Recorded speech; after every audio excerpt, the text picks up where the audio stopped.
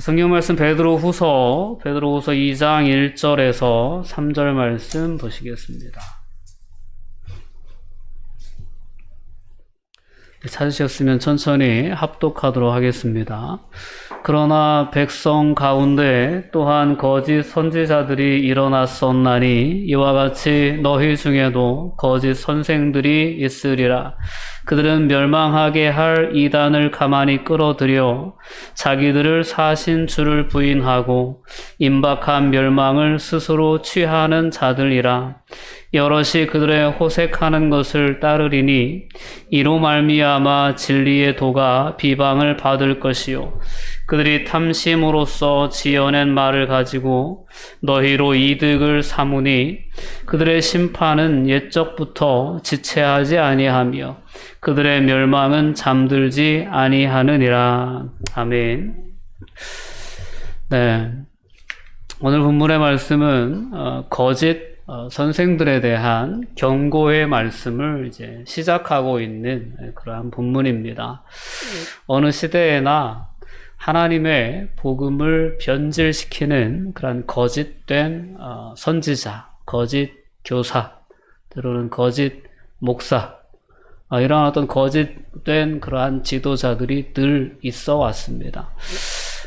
그렇기 때문에 오늘 본문 말씀 가운데서도 특별히 이 베드로 전 후서가 쓰일 당시에만 해도 거짓 교사들의 영향력, 특별히 이단적인 가르침을 가지고 교회를 공격하는 사람들의 영향력으로 인하여서 바른 복음에서 떠나는 사람들, 교회가 위협을 당하는 그런 상황들 가운데 있었기 때문에 오늘 베드로 사도는 베드로후서 2장에 들어오면서부터 1장에서 이야기했던 그 바른 복음과 그 정말 지극히 크고 보배로운 약속에 대해서 그걸 받은 사람들이 우리가 어떻게 살아야 되는지를 1장에서 먼저 이야기를 해줬다면 2장으로 넘어오면서부터는 그러한 바른 어떤 복음과 믿음의 원리를 공격하고 오늘 본문에도 나오지만 이러한 어떤 경제적인 이익과 자신의 욕구 충족이라고 하는 그 두 가지를 가지고 성도들을 미혹하고 공격하는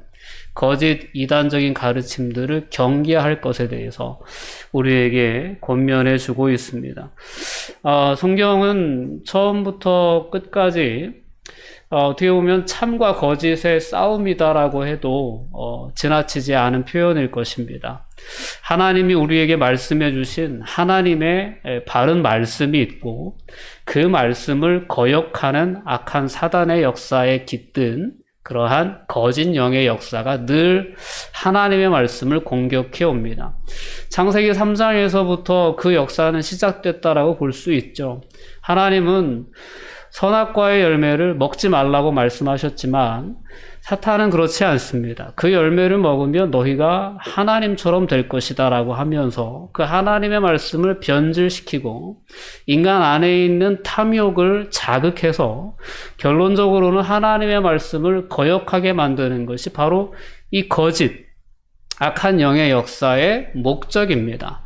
이 역사는 구약의 이스라엘 백성 시대뿐만 아니라 신약으로 넘어와서 예수님 시대를 지나 세워지게 된 교회 역사 가운데에도 끊임없이 하나님이 세워 가시고자 하시는 하나님의 나라를 공격하는 그러한 모습으로 역사 가운데 등장해 왔다라는 것을 우리는 분명히 기억할 수 있습니다. 그리고 우리가 오늘 21세기를 살아가는 오늘 이 시대에도 오늘 우리가 기독교 공동체를 공격하는 여러 이단, 잘못된 가르침들이 이 땅에 있다라는 것을 우리 너무나 잘 알고 있죠.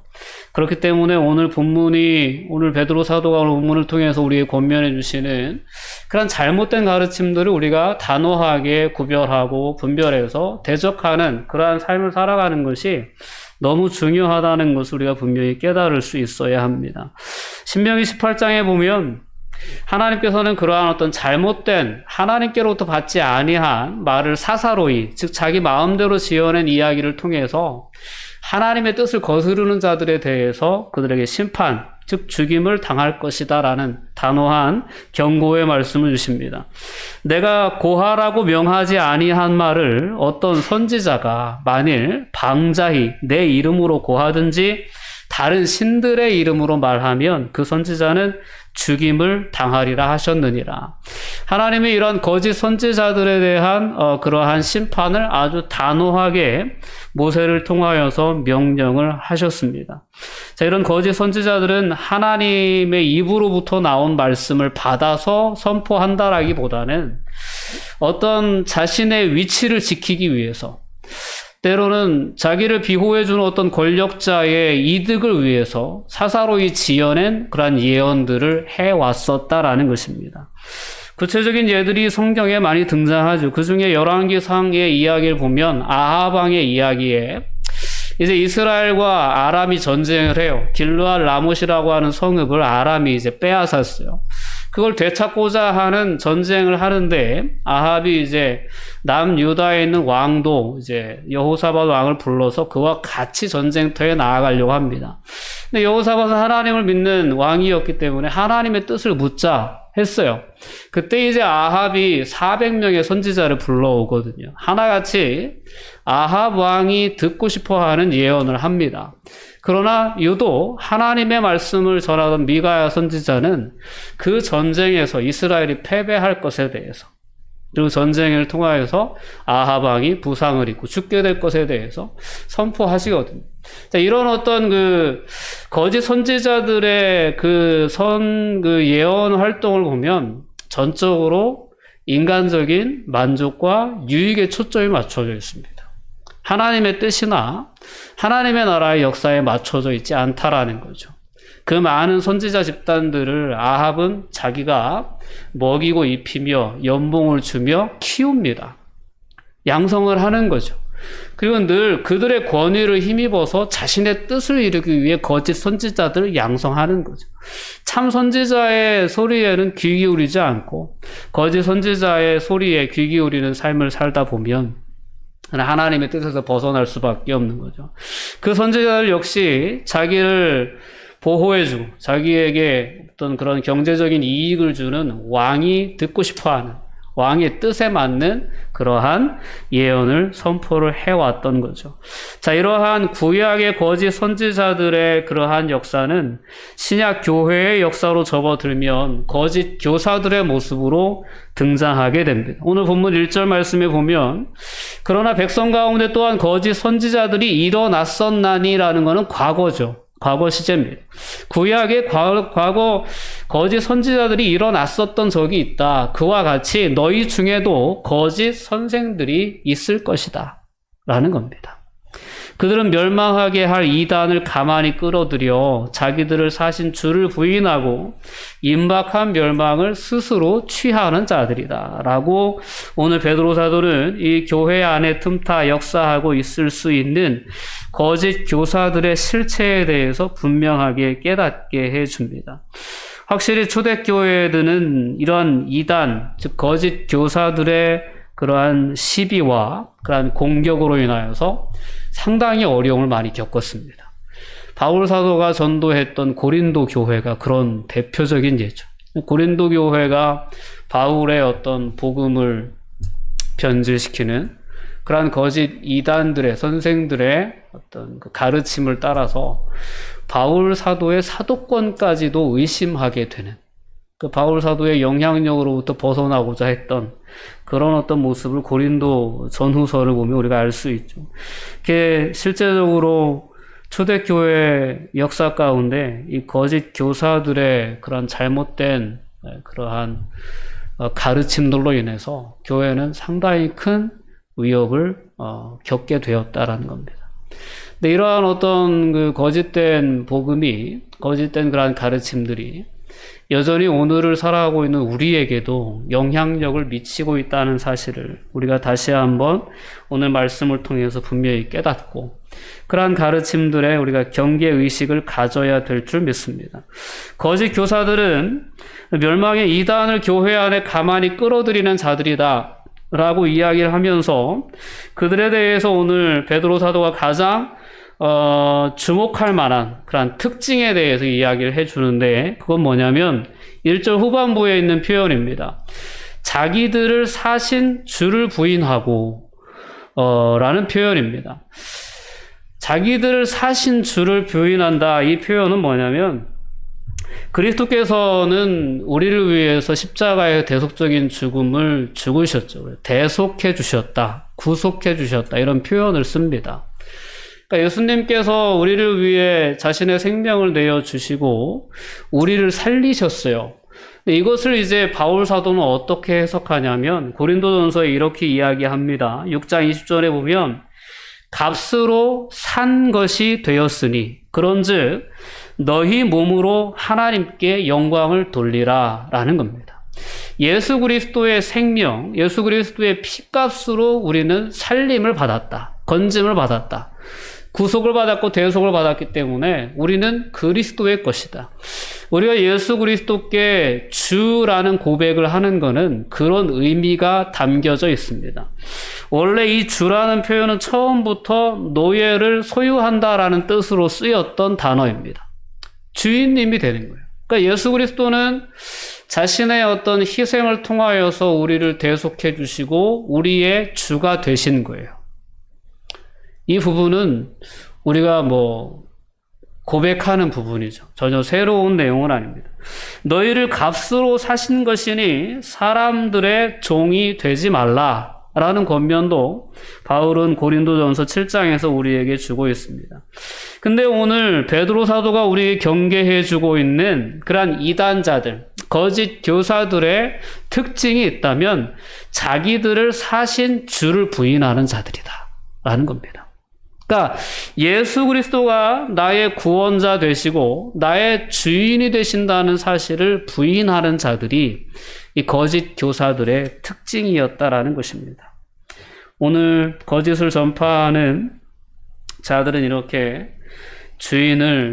주인이신 그리스도를 부인하는 그러한 자들이지만, 우리는 예수 그리스도가 나의 주와 그리스도이심을 바르게 고백하는 그 믿음의 내용 위에 분명히 서야 될 줄 믿습니다.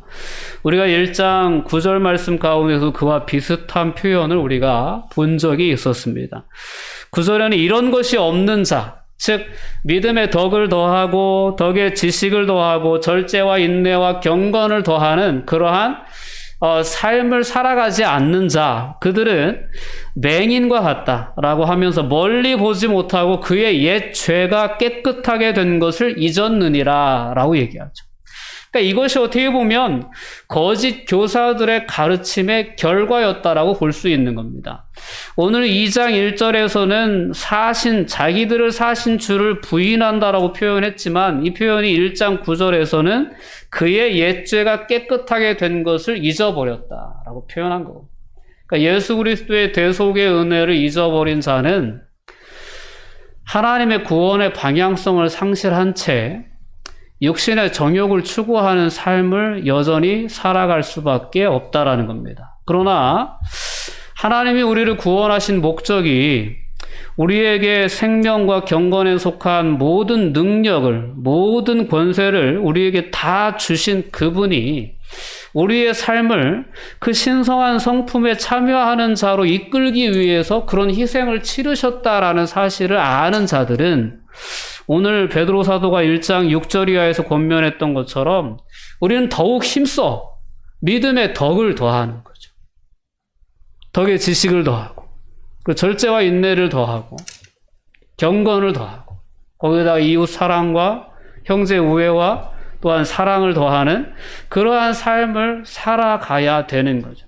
근데 거짓 교사들의 가르침이 마치 예수 그리스도께서 우리의 죄를 깨끗하게 해주셨다는 사실을 잊어버린 자처럼, 우리를 피로 사신 주님이시라는 사실을 부인하는 자처럼, 그렇게 마치 이제 교인이라고 하면서도 구원받았다고 하면서도 육신의 정욕을 따르는 그러한 삶을 살아가는 자들은 다 이런 거짓 교사들의 영향을 받았기 때문이다 라는 것을 오늘 베드로 사도는 우리에게 분명히 깨닫게 해주고 있습니다.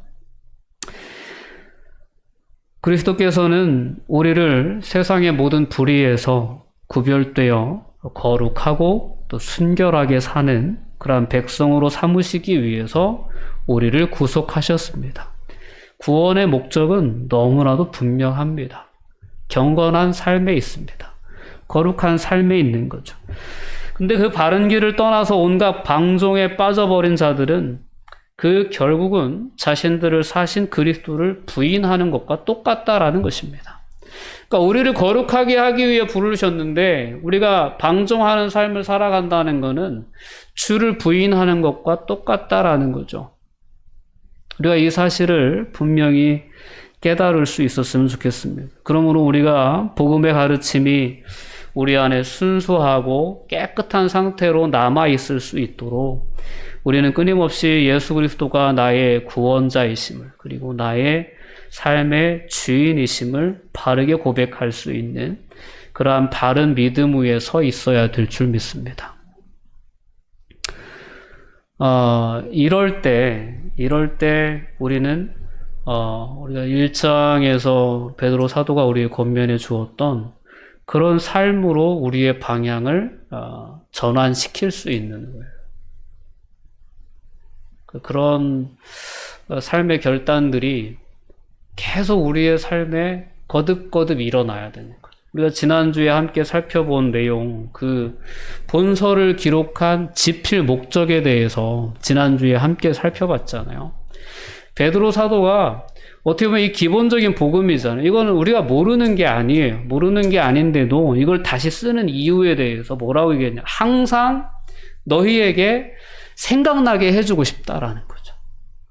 너희가 이걸 잊지 않고 계속 생각나게 함이 옳은 줄 안다. 라고 얘기합니다. 생각나게 하려 하노라. 이런 목적을 가지고 이 베드로 후서를 기록했다는 거죠. 우리를 부르신 부르심의 목적, 방향이 무엇인지.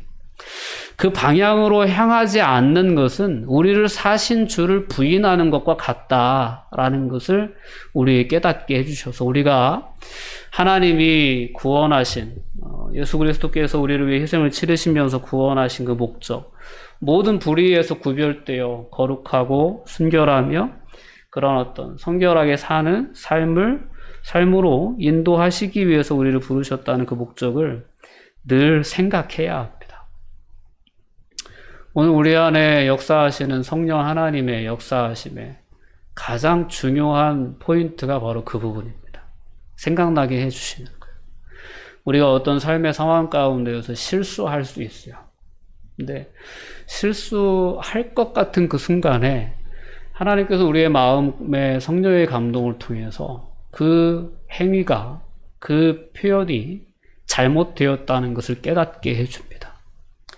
이미 뱉어진 표현이라 해도 그 잘못된 것들을 수습할 수 있도록 우리에게 지혜를 주시고 우리를 바른 방향으로 인도해 주시는 분이 오늘 우리 안에 계시는 성령 하나님이 역사하시는 거죠. 지난 1장 3절에서 우리에게 분명히 약속해 주시지 않으셨습니까? 그의 신기한 능력으로 생명과 경건에 속한 모든 것을 우리에게 주셨다라는 겁니다. 우리는 예수 그리스도를 통하여서 영원한 생명을 얻었습니다. 그 영원한 생명을 가지고 경건한 삶을 살아갈 수 있는데 필요한 모든 것을 이미 우리에게 주셨다는 거예요. 성령을 우리 안에 보내주셨고 성령의 감동을 통하여 무엇이 잘못된 것인지 무엇이 하나님의 뜻인지를 분별할 수 있는 지혜를 우리에게 주셨다라는 겁니다. 우리가 진정으로 나를 향하신 부르심의 목적과 택하심의 목적 위에 끊임없이 그것을 생각하며 우리가 삶의 자리에 임한다면, 그리고 겸손히 성령의 감동으로 우리의 삶을 이끌어주실 것을 맡기고 우리가 우리의 삶에 임한다면 우리는 경건한 삶을 살아낼 수 있습니다. 그 능력은 우리의 능력이 아닙니다. 우리 안에 역사하는 성령의 능력입니다. 이미 그의 신기한 능력으로 경건에 속한 모든 것을 우리에게 주셨다는 것은 하나님의 분명한 선포입니다. 이루어진 사건이에요. 역사예요. 우리가 아무리 부인하려고 해도 우리 믿는 자들 안에 성령님이 역사하고 계시다는 것을 우리는 부인할 수 없습니다. 우리가 그분의 주권을 인정해드리고 우리의 삶의 주권을 내려놓으면서 인도해 주세요, 도와주세요라고 하면 우리는 분명히 경건한 삶을 살아낼 수 있습니다. 그분의 감동과 그분의 능력을 의지하여서죠. 오늘 우리가 다시 한번 그래서 오늘 이 거짓 교사들의 가르침에 해당하는 그러한 세상의 유혹들이 끊임없이 우리의 삶에 찾아옵니다. 오늘날은 뭐 교회 안에 이런 거짓 교사들이 들어와서 역사하는 경우는 그렇게 이제 흔히 일어나지 않는 일입니다. 그러나 오늘 이런 거짓된 가르침, 거짓된 복음은 요즘 여러 다양한 어떤 문화 매체들을 통하여서 우리를 공격합니다. 뭐 성적인 정체성에 대한 부분들도 이제는 너무 보편화되었어요. 뭐 드라마들 봐도 영화를 봐도 늘 동성애에 대한 모티브들이 자연스럽게 녹아 들어가 있어요. 이런 잘못된 하나님의 창조 원리나 하나님의 복음 원리에서 잘못된 그러한 가치관들을 세상의 모든 문화라는 통로를 통하여서 우리를 공격하는 그러한 시대를 우리가 살아가고 있거든요. 우리가 바른 복음 안에 서 있고자 하지 않으면 끊임없이 그 복음의 내용을 생각하고 경건한 삶에 대해 생각하고 묵상하고 그리고 그러한 삶에 대한 결단을 하며 힘쓰지 않으면 우리는 이런 여러 다양한 공격들을 통하여서 우리의 복음은 우리의 신앙은 위기를 초래할 수밖에 없다라는 사실을 우리가 분명히 기억해야 합니다. 오늘 2절과 3절 말씀으로 넘어가 보면 그들의 또 하나의 특징들이 또 나옵니다. 2절에는 호색이라는 표현이 나와요. 여럿이 그들의 호색하는 것을 따를 것이다. 호색이라고 하는 것은 음란한 삶입니다. 그러니까 이제 성적인 쾌락을 쫓는 삶이죠. 그 3절에 나와 있는 것은 탐심이에요. 탐심이라는 것은 약간 재물적인 측면입니다. 물욕이죠. 무언가를 가지고 싶어하는 욕망과 우리 안에 기본적으로 있는 이 성적인 욕망을 자극해서 그러한 것을 탐닉하도록 그런 것을 추구하도록 그런 것을 통해서 마치 사람이 행복을 느낄 수 있는 것처럼 그렇게 우리의 삶을 공격하고 미혹한 이 모든 가르침들은 거짓 교사들이 가지고 있는 특징임과 동시에 악한 사단의 역사가 하나님의 나라의 역사를 방해하고 공격하는 그러한 특징에 해당하는 것이다라는 겁니다. 자, 우리 안에는 여전히 우리가 육신 안에 있기 때문에 육신의 정욕에 취약합니다. 우리 몸이 있잖아요. 맛있는 거 먹는 거 좋아하죠. 좋아하고 예쁜 걸로 우리의 몸을 치장하는 것도 너무 좋아합니다. 편하고 좋은 그런 시설들을 이용하는 것도 너무 좋아하죠. 근데 이런 것에 대한 지나친 관심이 때로는 복음의 진리를 훼손할 수 있다는 거예요. 우리가 예수 그리스도께서 우리를 부르신 것은 거룩한 삶이에요. 거룩한 삶.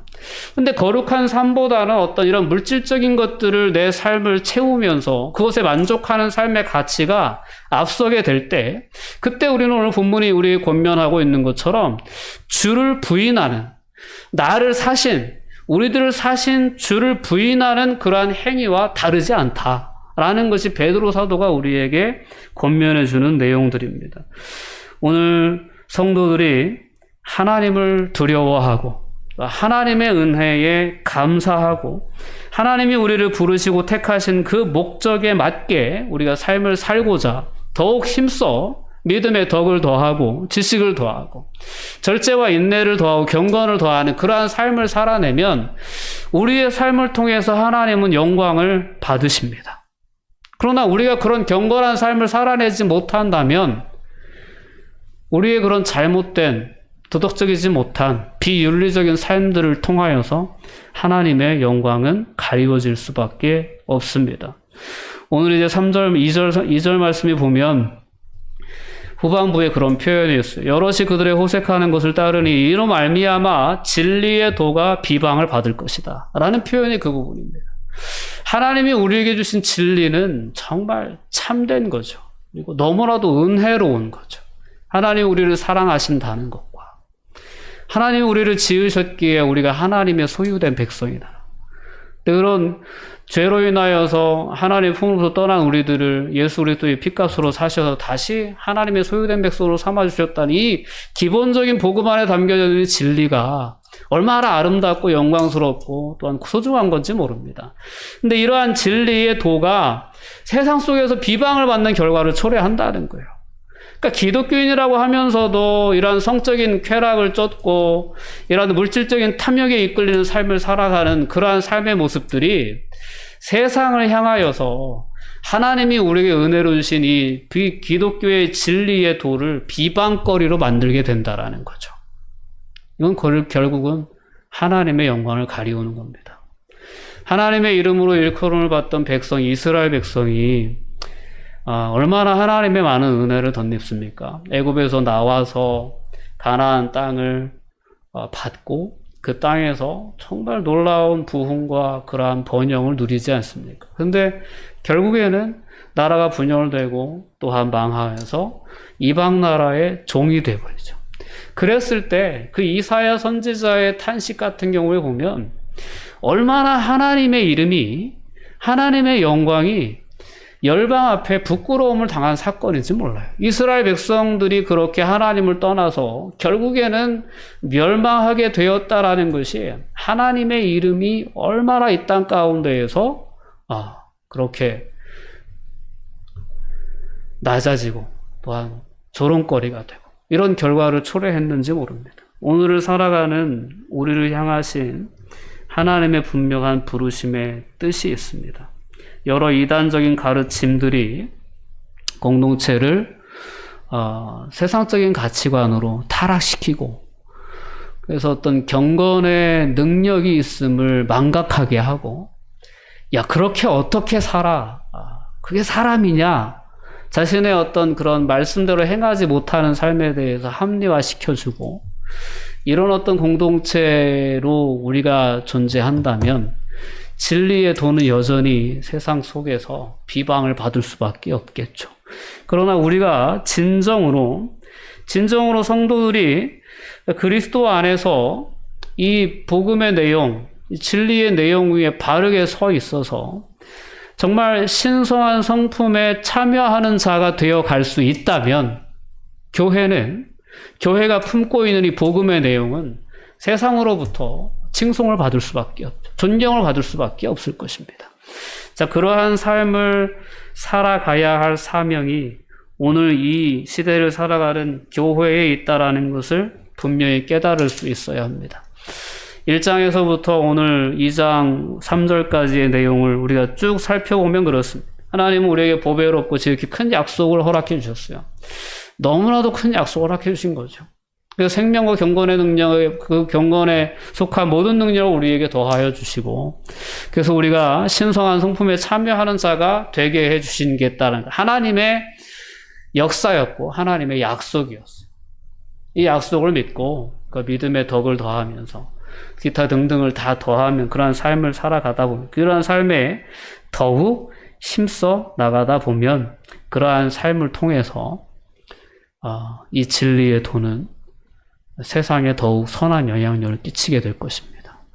여전히 이 거짓 선생들의, 거짓 교사들의 영향력이 가득한 세상을 우리가 살아가고 있지만 오늘 본문에서 베드로 사도가 우리가 권면해 준 것처럼 주를 부인하는 것 그리고 이런 어떤 호색하는 것 그리고 탐심을 취하는 그런 탐심을 삶의 목표로 두는 그러한 인생들 이러한 세 가지의 특징들을 우리가 분명히 깨닫고 이러한 특징들로서 우리의 신앙을 우리의 거룩한 삶, 경건한 삶을 공격하는 모든 세속적인 문화에 대해서 모든 사단의 역사에 대해 단호히 우리가 거부하고 우리 안에 경건의 능력을 주셨다는 것을 온전히 신뢰하면서 우리가 거룩한 그 신성한 성품에 참여하는 자로 서기 위해 더욱 힘쓰라고 베드로 사도가 우리가 권면해 주셨던 그 내용들 우리가 더욱 힘쓰는 그런 삶을 살아낼 수 있기를 바랍니다.